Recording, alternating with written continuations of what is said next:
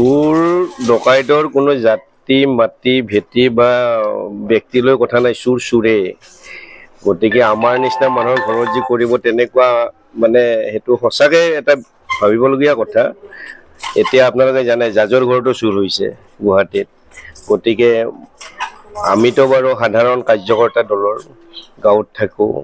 মই কৰ্মসূত্ৰে গুৱাহাটীত আছিলোঁ। যোৱাকালি ভাইটি ফোন কৰিলে, ক'লে যে ঠিক বন্ধ কৰি থৈ দিছে চোৰে মানে মোৰ ৰুম মাৰ ৰুম এনেকৈ লুটপাট কৰি বস্তু বাহানি লৈ গৈছে।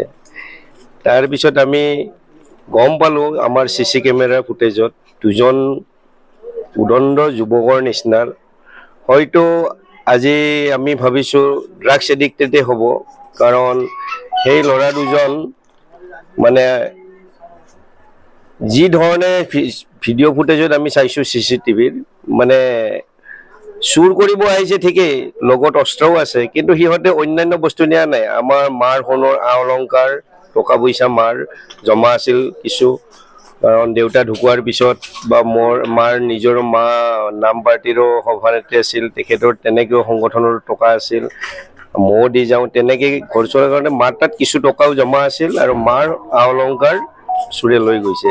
কিন্তু মোৰ ৰুমত বিশেষ কৰি একো, কাৰণ মই ইয়াত কাপোৰ কানিৰ বাহিৰে একো নাৰাখোঁ, আৰু তো কাগজ পত্ৰ ডকুমেণ্টছবিলাক থাকে, কিন্তু মোৰ তাত কোনো টকা পইচা বা মোৰ পৰা উদ্ধাৰ কৰিব পৰা নাই সিহঁতে।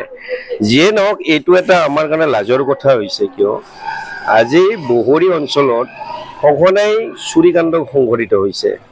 আজি হয়তো মোৰ ঘৰত CCTV থকা পিছতো আমি অলৰেডি চোৰৰ ফুটেজ আমি পাই গ'লোঁ।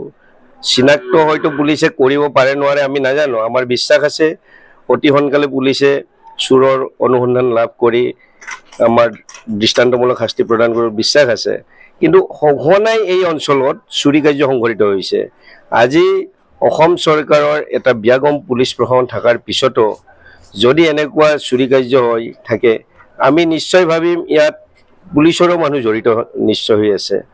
আৰু আমিতো সন্দেহ, আমাৰ তাৰাবাৰী থানাত দুই এজন আমাৰ পুলিচৰ প্ৰতি আমাৰ সন্দেহ আছে, কাৰণ এই অঞ্চলত ড্ৰাগছৰ ব্যৱসায়ীৰ লগত পুলিচৰ সম্পৰ্ক থকাটো আমাৰ দৃষ্টিগোচৰ হৈছে। আমি ইতিমধ্যে ওপৰৰ মহলত জনাইছোঁ, কাৰণ দুই তিনিজন তাৰাবাৰী থানাৰ পুলিচ এই ক্ষেত্ৰত আমাৰ সন্দেহত পৰিছে। আৰু মই ভাবোঁ তেখেতসকলৰ ছত্ৰছায়াতে আজি এই অঞ্চলত এই ড্ৰাগছ এডিক্টেড বা চুৰি কাৰ্যবিলাক সংঘটিত হৈ পলাত সুবিধা হৈ আছে। কাৰণ আমি থানাৰ আধা কিলোমিটাৰ ওচৰত মোৰ ঘৰ, ইয়াত পেট্ৰলিং চলি থাকিব লাগে, কিন্তু এইখিনি সময়ত চোৰে টহলিং দি 2-3 ঘণ্টা ধৰি আমি CC ফুটেজত পাইছোঁ 12টাৰ আগত মোৰ ঘৰত সোমাইছে আৰু 1:30 মানত ওলাইছে।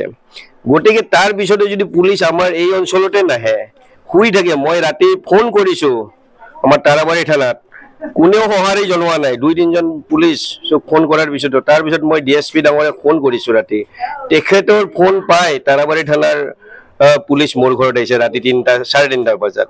গতিকে মোৰ নিচিনা মানে ফোনতো আমি নাপাওঁ, টোপনি আহি থাকে।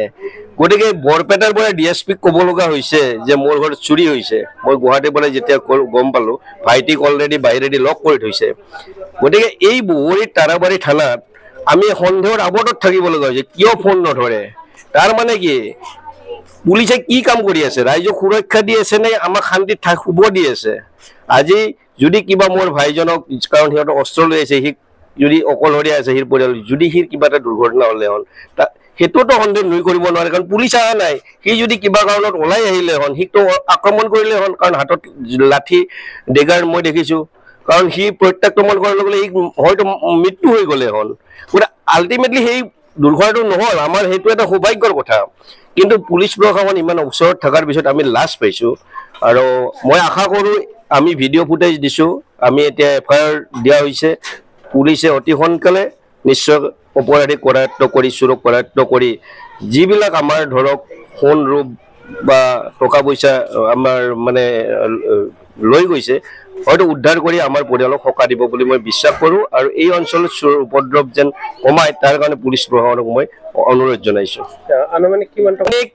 মানে মাৰ হয়তো 50,000-60,000 মান টকা আছিল, কাৰণ তেখেতৰ ছ'চাইটিৰ টকা আছিল, দেউতাৰো কিছুমান টকা মৃত্যুৰ পিছত যিখিনি আছিল মাৰ হাততে আছিল ময়ো কেতিয়াবা আহিলে মাক দি থৈ যাওঁ ঘৰখন চলাব লাগে হয়তো 50-60 হাজাৰ মান টকা আছিল আৰু সোণ মোটামুটি মাৰ 3 লাখ 3.5 লাখ মান টকাৰ হয়তো সোণ গুচি গৈছে মানে দেউতাই ঢুকোৱাৰ পিছত মাই মানে সোণৰ অলংকাৰ পিন্ধি এবছৰ হিচাপত নোৱাৰে কাৰণে সেইবিলাক থৈ দিছিল এনেই মাই পিন্ধিয়ে থাকে কিন্তু সেই থোৱা বস্তুবিলাক হয়তো চুৰে মাৰ গডৰেজ ভাঙি গোটেইখিনি লৈ গৈছে পইচা আৰু দেউতাৰো টকা আছিল দেউতাৰ কিছুমান ডকুমেণ্টছো কিছুমান প্ৰাইভেট হেৰিটো টকা আছিল গোটেইখিনি লৈ গৈছে প্ৰশাসন থকাৰ পিছতো যদি এনেকুৱা চুৰি কাৰ্য হৈ থাকে আমি নিশ্চয় ভাবিম ইয়াত পুলিচৰো মানুহ জড়িত নিশ্চয় হৈ আছে আৰু আমিতো সন্দেহ আমাৰ তাৰাবাৰী থানাৰ 2-এজন আমাৰ পুলিচৰ প্ৰতি আমাৰ সন্দেহ আছে কাৰণ এই অঞ্চলত ড্ৰাগছৰ ব্যৱসায়ীৰ লগত পুলিচৰ সম্পৰ্ক থকাটো আমাৰ দৃষ্টিগোচৰ হৈছে আমি ইতিমধ্যে ওপৰৰ মহলত জনাইছো কাৰণ 2-3জন তাৰাবাৰী থানাৰ পুলিচ এই ক্ষেত্ৰত আমাৰ সন্দেহত পৰিছে আৰু মই ভাবো তেখেতসকলৰ ছত্ৰছায়াতে আজি এই অঞ্চলত এই ড্ৰাগছ এডিক্টেড বা চুৰি কাৰ্যবিলাক সংঘটিত হৈ পলাত সুবিধা হৈ আছে কাৰণ আমি থানাৰ আধা